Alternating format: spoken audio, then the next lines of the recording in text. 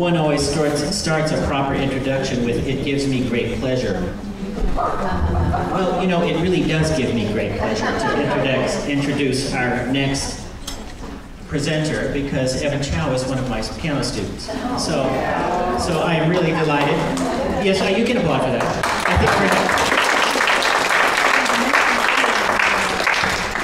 think Evan has been my student at the San Francisco Conservatory for the last 3 years.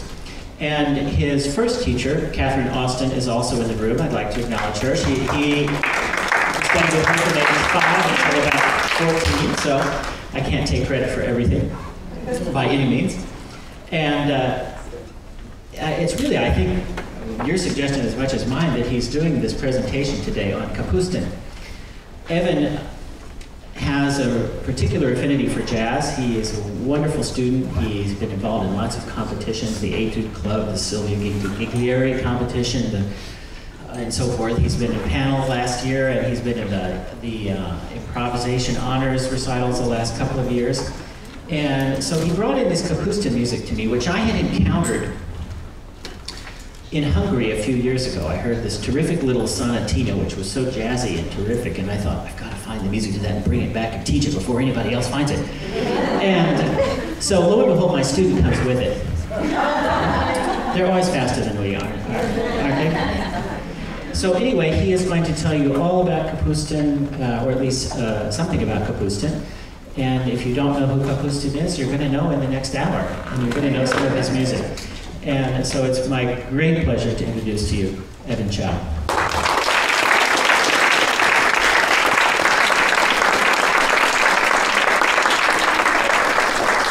We don't have a body mic, so I told him we would hand off this and trade off doing stand-up. We're going to start off with a performance of some Kapustin.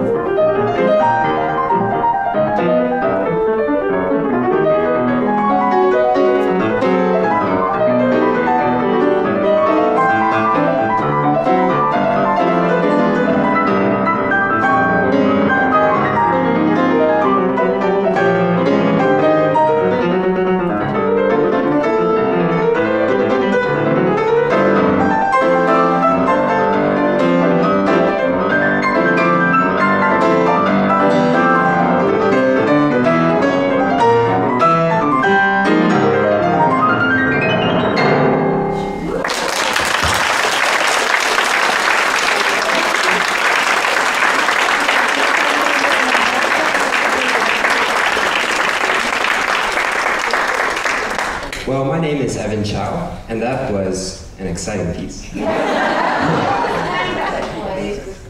That was the Étude number 1.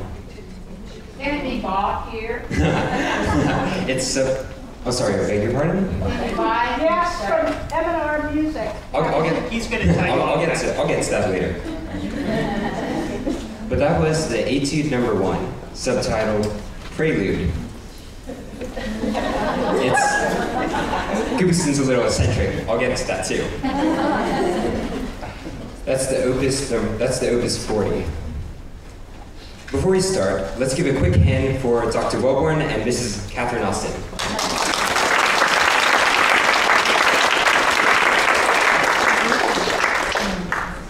Now, has anyone heard that upbeat piece before? The one I just played? Wow, splendid. It's by Nikolai Kapustin. He writes, in his compositions, he blends classical and jazz music. Now, the theme for this year is Russian composers. You know, Tchaikovsky and Shostakovich and Prokofiev. But who's Kapustin? Nikolai Kapustin was born in 1937 in Ukraine. Next. He's a piano prodigy. So, he enrolls in the Moscow Conservatory to study under the great Alexander Goldenweiser. Next. As you know, he also taught Kabalevsky and Lazar Berman. One day at the conservatory, Kapustin hears jazz on the radio for the first time. He starts getting more interested. He starts playing with some jazz by nighttime while doing classical piano by day.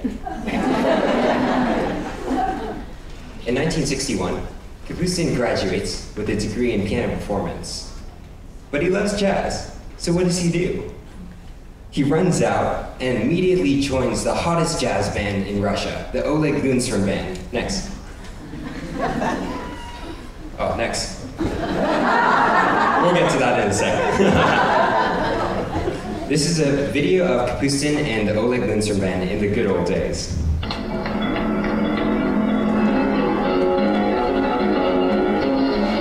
That's not Kapustin.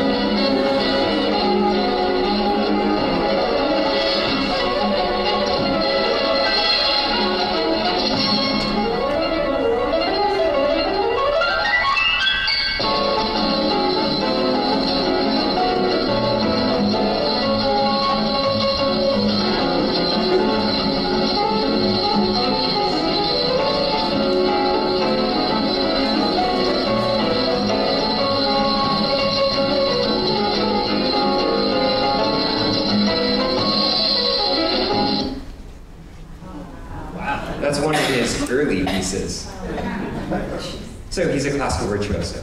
But I bet you're wondering, I didn't know Russia had jazz. Can you go back one? Thanks. Jazz was first introduced in the USSR in 1920. A Russian dancer went to Paris, brought back some jazz records, and it became a hit. Jazz spread like wildfire. But when Stalin took power, jazz was banned. Jazz musicians were either executed or sent to remote provinces, labor camps. You couldn't even do certain musical elements. Bass players couldn't do pizzicato. Rhythm instrumentalists could not even get too lively. And you couldn't even do flatted notes based on the blues scale. The government cracked down on jazz. So when Stalin went in, jazz went out. And then Khrushchev came in, and jazz came back in. But Khrushchev changed his mind, and jazz went back out. Jazz came in again when Brezhnev came in. So we have jazz going in, jazz goes out, jazz comes in again, jazz goes out again. But where was, well, if you could save your question for the end, that'd be great. Yes, you know what, I'm from Moscow, and a friend of mine being, what is the word I forgot? She had to had to leave a musical college in Moscow in 1985 because of her interest in jazz. She was, what is the word? Excluded or expelled from Moscow Musical College. Very interesting. That's very interesting. And it's 1985. It's not Stalinist. So persecution of jazz So continued you do on. classical in the morning and then you're doing underground jazz. Precisely. And where was Kapustin? He's a classical virtuoso by name. So when jazz comes in, he's fine. But when jazz goes out, he says, I'm a classical virtuoso.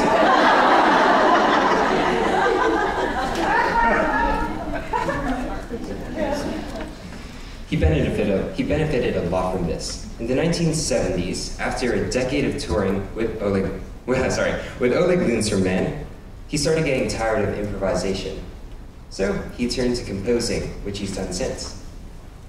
And that's great for us classical musicians, because now we can play jazz. Our students can play jazz, and we don't even have to improvise.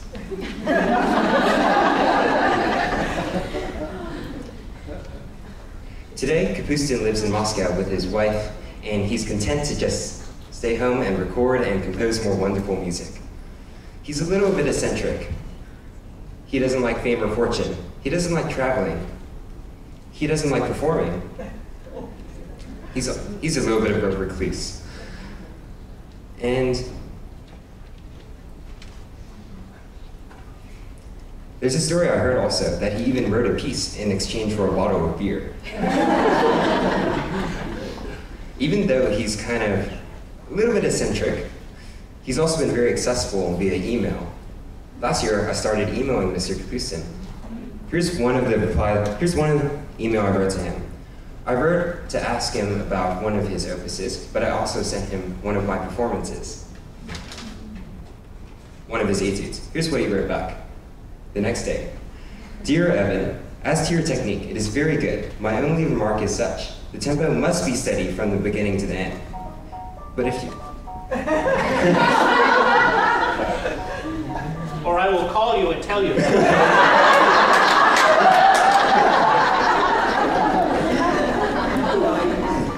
Yes, steady, just like that. Anyway, the tempo must be steady from the beginning to the end, but if you want to use some magic, then this would be only possible for the right hand, like Errol Garner. Errol Garner is a famous jazz musician. We'll get to that later.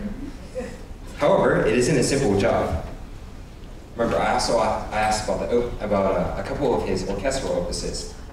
I'm afraid that Opus 12 and 24 are both lost. You see, these were written so long ago, but I still have the second concerto for some reason. Best regards, Nikolai Kapustin. It's kind of neat being able to email the composer. Now, Kapustin's music is a blend of both classical music and jazz. Although not everyone knows Kapustin, his music seems to come up a lot these days in piano competitions. Van Cliburn. This year, Ken Isaka plays a Kapustin piece for his final piece in the final round. Chautauqua Music Festival. Performers have to learn Kapustin. MTAC. Last year, someone plays Kapustin for piano honors.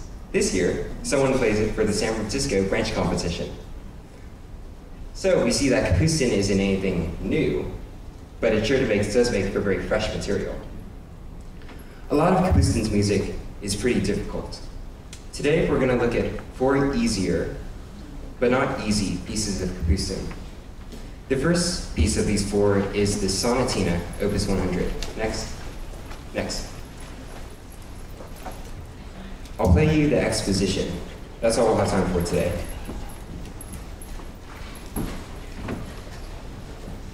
Oh, and also listen how it blends both classical and jazz music.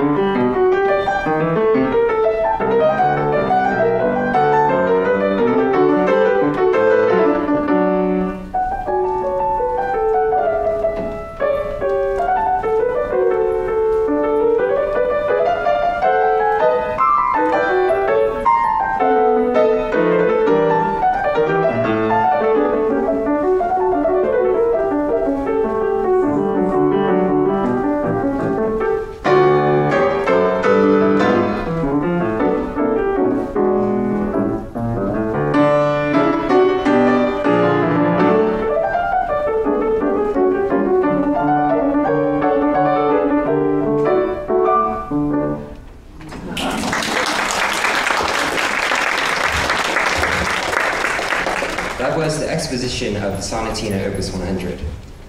We're going to be looking at some jazz and some classical in this Sonatina. First, some jazz. There's one main jazz technique I'd like to show you that Kapustin uses in this sonatina. You might know the blues scale.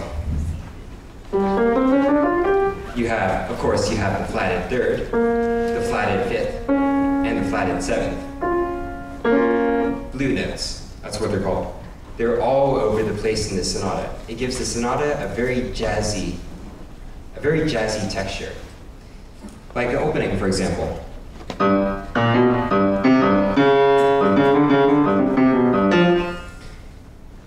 Very jazzy. That's the main jazz technique in the sonatina, the blue notes.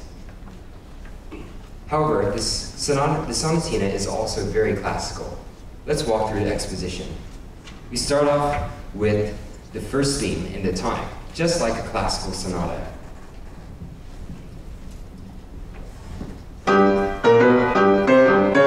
And later, this is G major, later.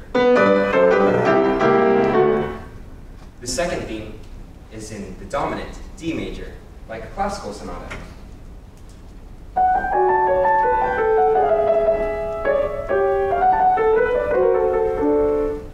D major.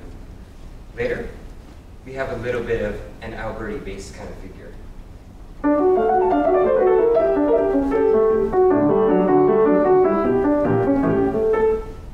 A classical technique.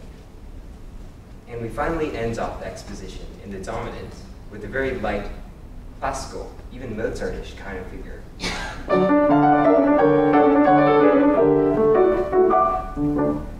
Compared with the riff from a Mozart sonata.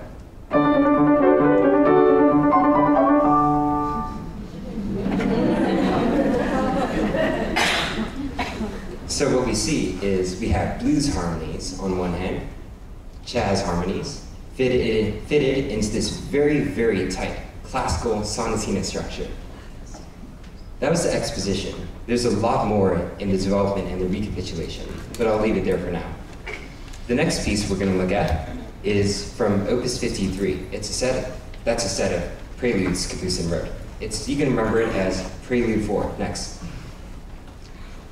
So we will be looking at Prelude Opus 53, number 4. I'll play it for you, and then listen to how it blends classical and jazz as well.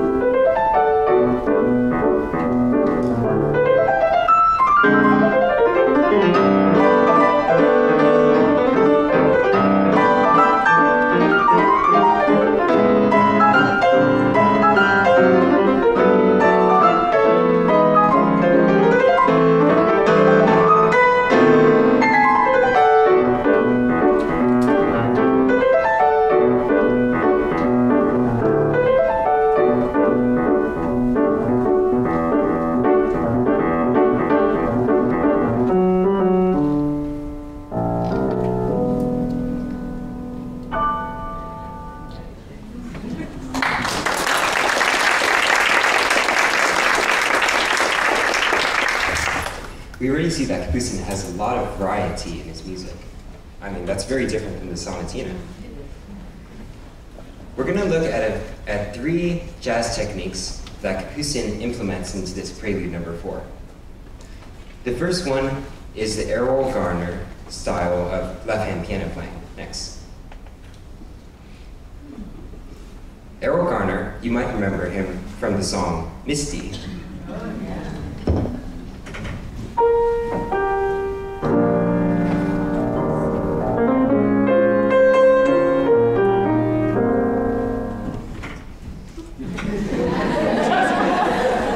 We'll be doing that a lot. Errol Garner developed this piano technique in which one hand can mimic the sounds of several instruments in a jazz band. In a jazz band, you have horns and piano and bass and drums, guitar. I'll show it to you like this. Imagine that you're surrounded. Actually, let me play you a quick excerpt from Errol Garner's piece, Don't Be That Way, and I want to see if you can guess.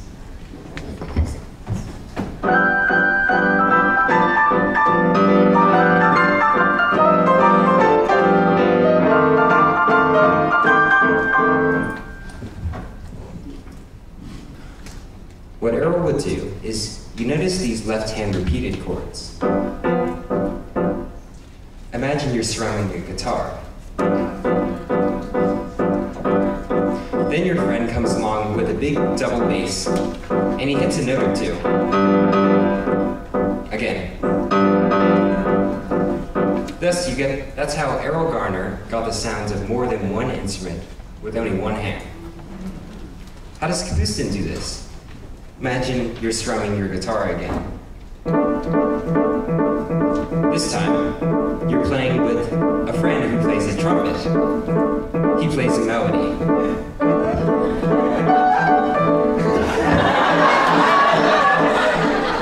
Then your friend with the double bass comes along and he plays a note or two.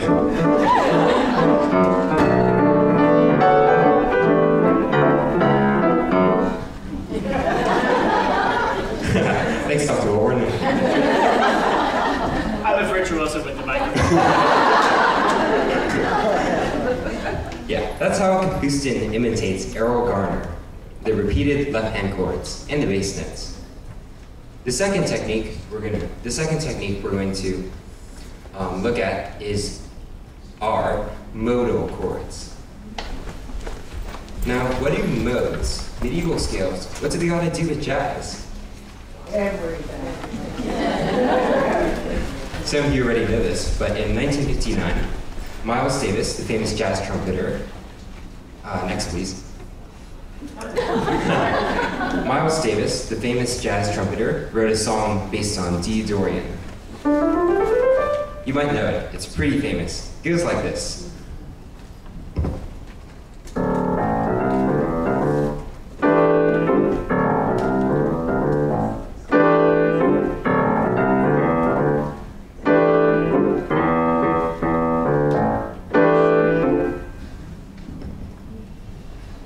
Raise your hand if you know the name of that song.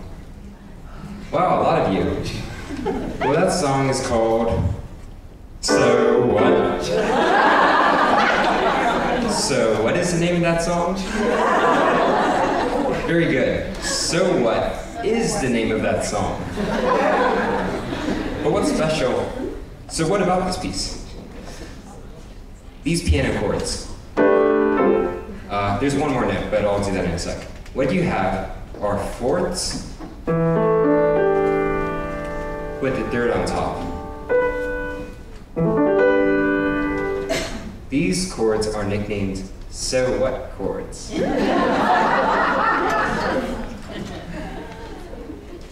When this piece came out in 1959, these chords attracted the attention of many piano players. They hadn't tried using it in this way, over D Dorian.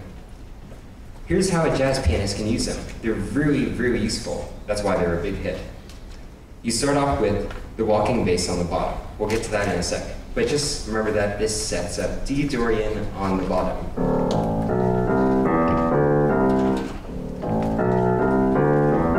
You can take your so what chord, you can play it, you can move it up, you can move it down, you can transpose it, you can do a whole ton more with it too. But the point is, so what chords are really useful for jazz piano players. Now, you can use them in many ways, but how does Kapustin use them?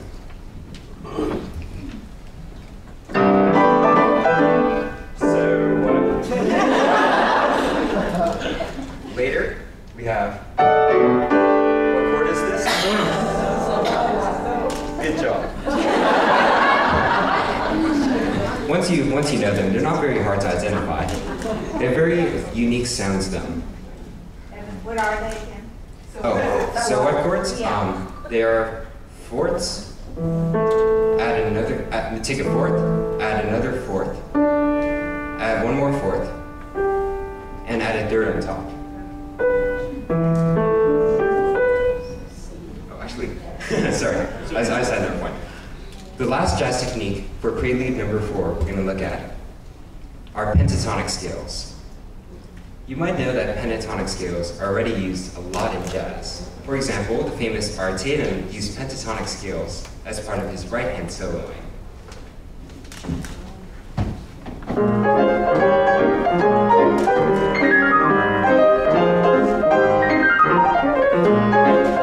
Later,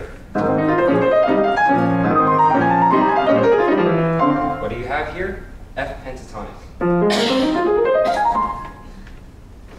Kapustin knows this, of course, and he uses it in his Prelude number 4. You have runs that are based on the pentatonic.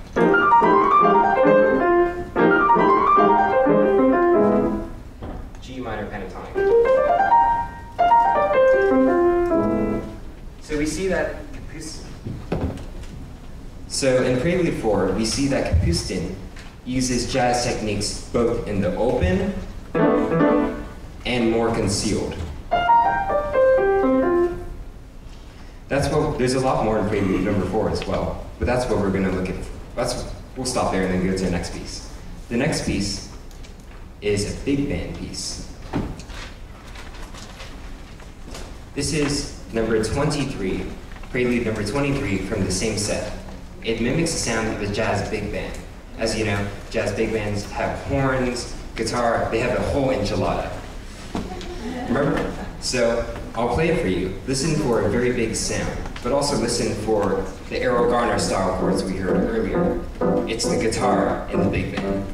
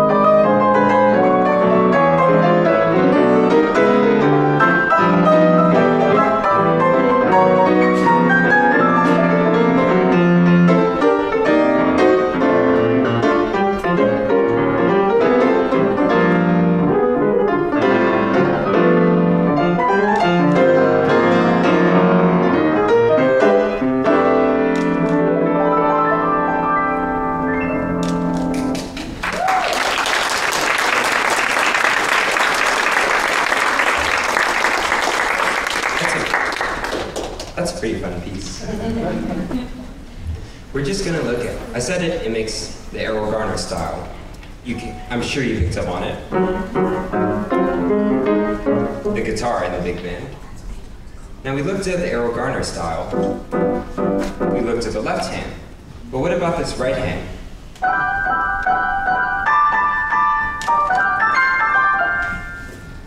What Errol Garner would do is he would set up this left hand we talked about.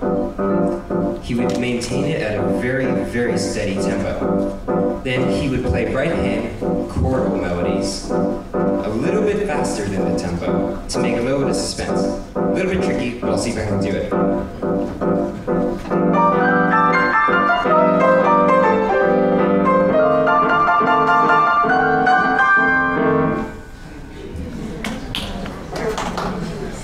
You You can see that Kapustin knew about this too.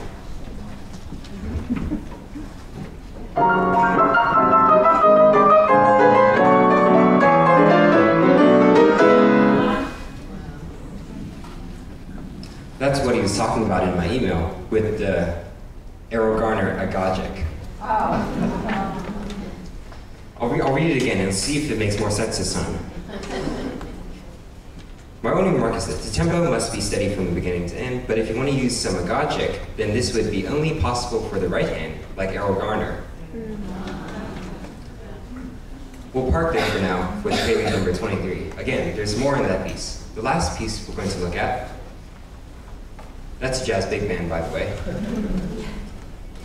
Next.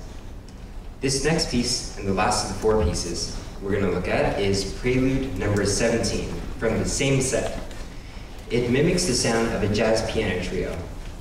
We'll get to that in a sec, but here we go.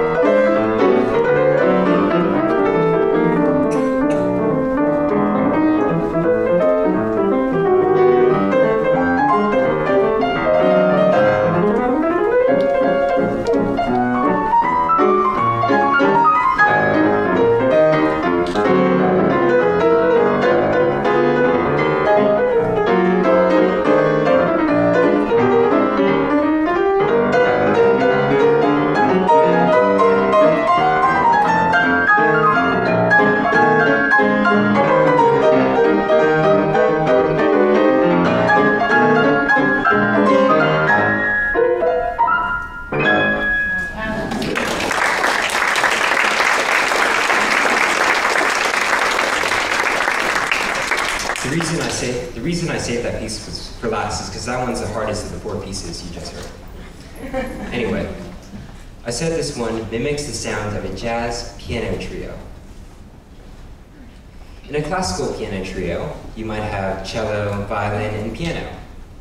But in a jazz piano trio, you have piano, bass, and drums. You get a smaller sound than that of a big band. Here's how a jazz piano trio might play a traditional jazz song. The double bass plays what's called walking bass. You heard a little bit of it earlier. Essentially, it's playing lines on this lower register. It walks up and down on this lower register.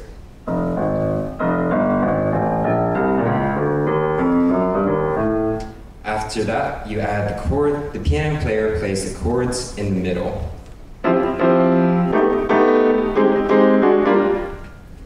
And then the piano player has 2 hands, so the piano player plays the melody too. Here's what it sounds like together. I'll try to distinguish the chords, the melody, and the bass line.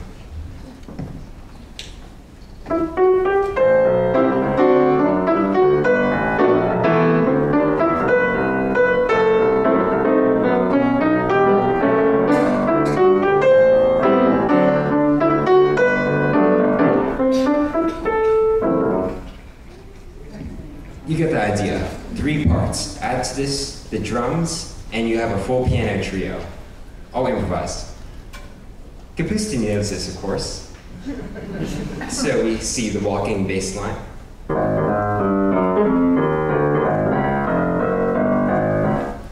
In the right hand, we see chords and melodies intermixed. So you get the sound.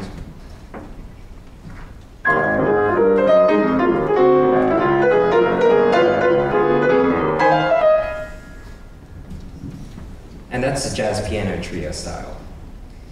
There's a lot more in this piece. There's, in fact, a lot of the chords that you heard in Mr. Norton's talk, if you were there. You get... You have other chords too, but we won't have the time to go over those. We'll park there for now with Prelude number 17.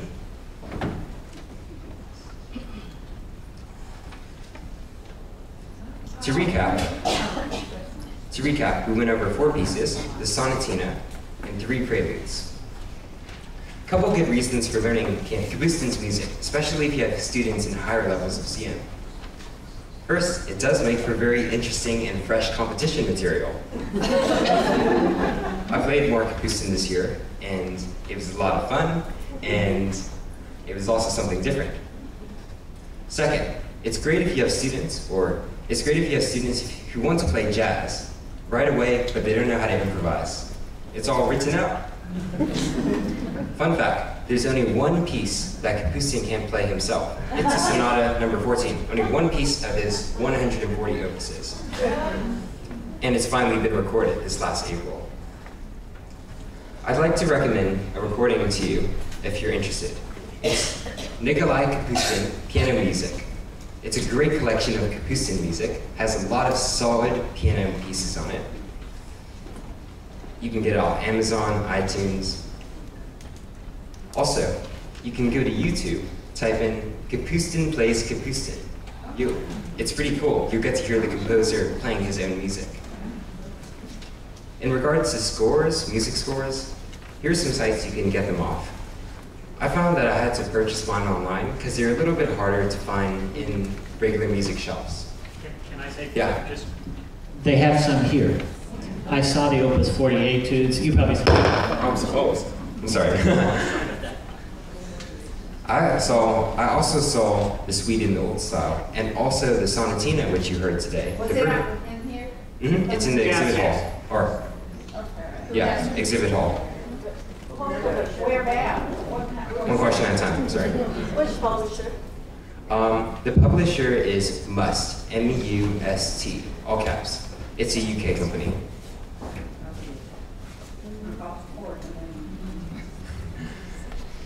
Yeah, so there's some Kapustin music. One of the scores here at the convention is the Sonatina Opus 100.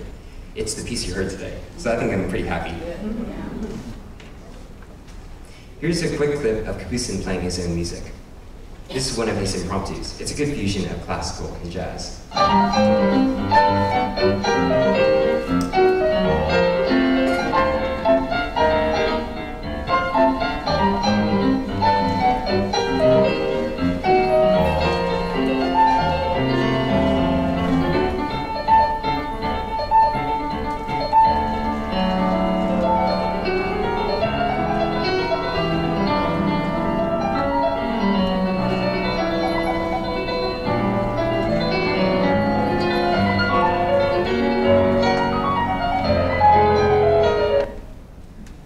What's interesting about that one is that you have those runs you're hearing, a lot of them are jazz runs based on jazz chords with romantic melodies on the bottom, or romantic sounding melodies.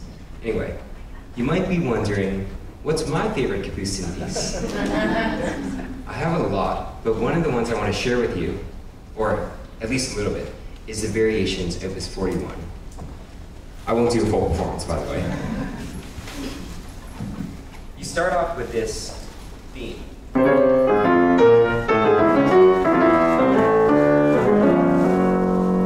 the same theme, like in Variations, leads you through all these different jazz and classical styles, many of which you've heard of.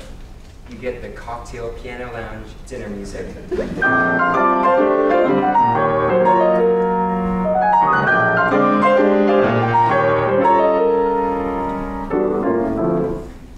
You get something that sounds improvised.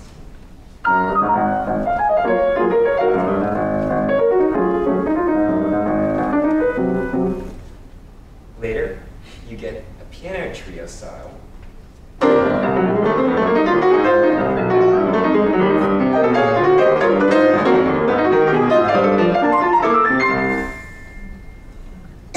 You also get a classical, well, classically sounding section, kind of a real romantic section.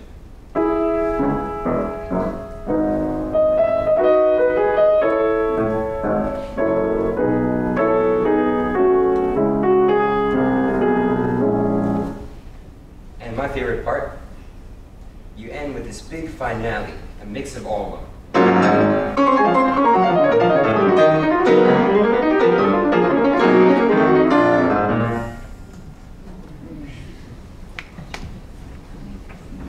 But that's just one of my favorite pieces. I have a lot. Well, I'm going to end my presentation with Kapustin, just like I started with Kapustin. I'll play for you Kapustin's Étude, Opus 40, number 7, Intermezzo. It's the same suite as the one you heard at the beginning. This one is a virtuosic stride piano study. In the early 1900s, there was this piano piano style called stride piano. You might know about it, but you have the left hand that's alternating between a chord and a note.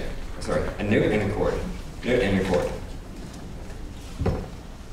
It might sound something like this. You get this very percussive sound. So what this Étude does of Kapustin's, it starts off with the slow cocktail piano lounge dinner music, builds up gradually, and you end with this exciting virtuosic piano, stride piano piece. I'll play it for you, it's not too long.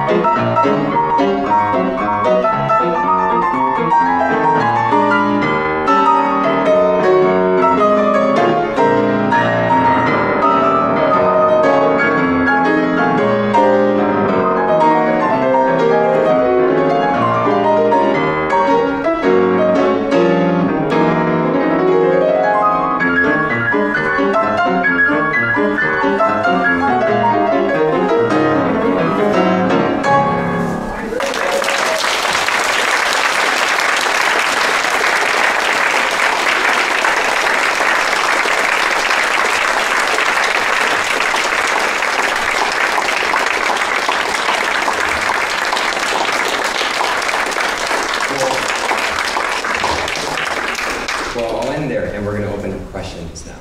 By the way, that's from the Opus 40, which Dr. Bulborn mentioned was available in the exhibit hall. Yes? You're awesome. I'm just playing Kapustin's music because I love it. Do you know which group face? I'm sure there is. The one in the back. Yeah, I think it's the one in the... Bookmark.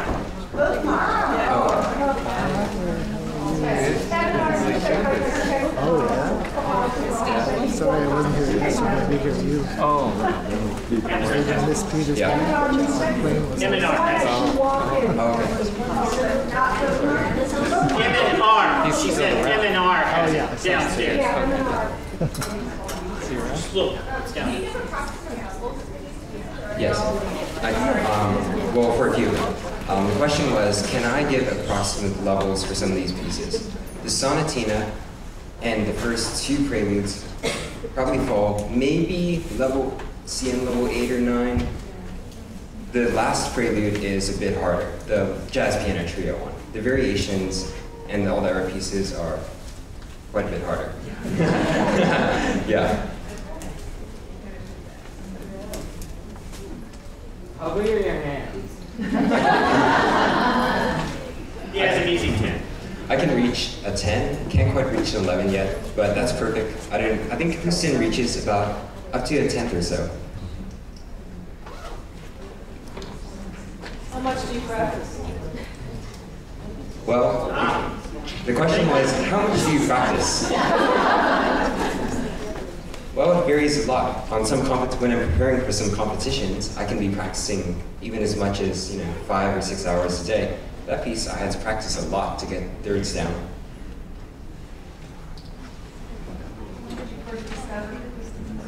I discovered Kapustin's music at the end,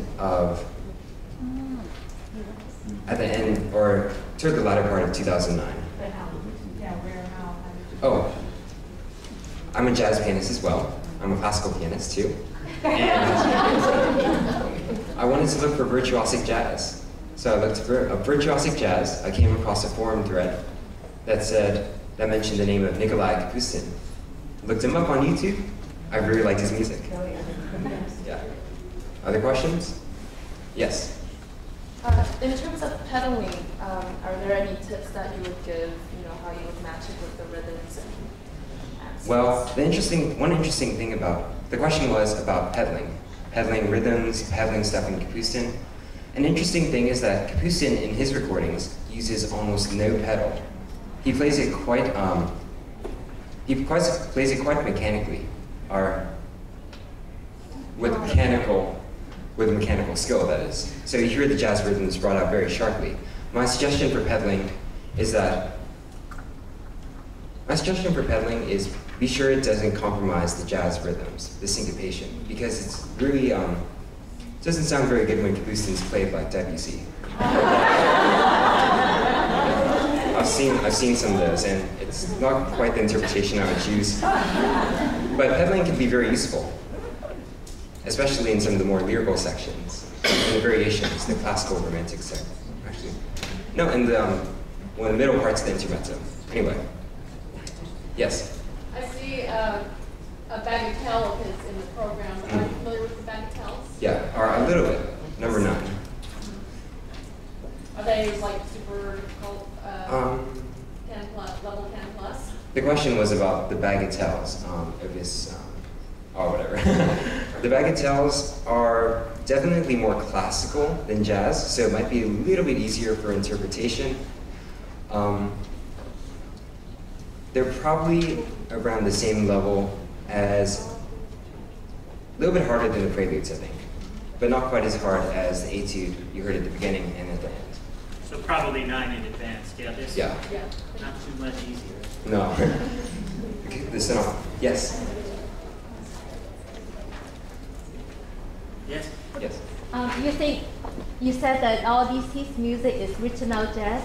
Do you think it would be a good transition for someone to learn this to progress in doing real jazz improvisation? To progress, to say, the question was, are these pieces, since they're written out, are they a good transition to real jazz? Was that what you asked? Oh, yes.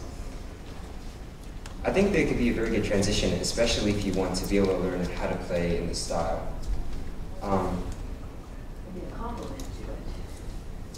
Yeah, I mean, it's not a full substitute for improvisation because it's written out, but it sounds great though. It's great at parties, social events. I would say if you have a student that's interested in jazz, maybe give them a Kapustin piece. Check it out, see if they're really interested in jazz. There's some, oh real quick, there are also some books by Christopher Norton which also teach improvisation. They're very good. Yes? Did you have additional jazz teachers? I know the two classical teachers are here. Or did you, how did you do this on your own? Or? I didn't teach him. Well, my background in jazz is I've been playing jazz for 4 years. 1 year, I've been playing classical a lot longer. 1 year, I was very interested, or actually, 1 year, I heard about a jazz camp, tried it out. I liked jazz. Now, in classical music, you have regular lessons. But in jazz music, your lessons might just happen once in a while. They're more on you get them as they come. So I've had a few jazz lessons with some really good teachers, some camps, some classes at the jazz school, but besides that, I'm all self-taught. I've also learned a lot from Kapustin too. Well, it's over to Dr. Warren. No, I was going to say, I think we have to stop, but thank you, Evan, for a wonderful presentation.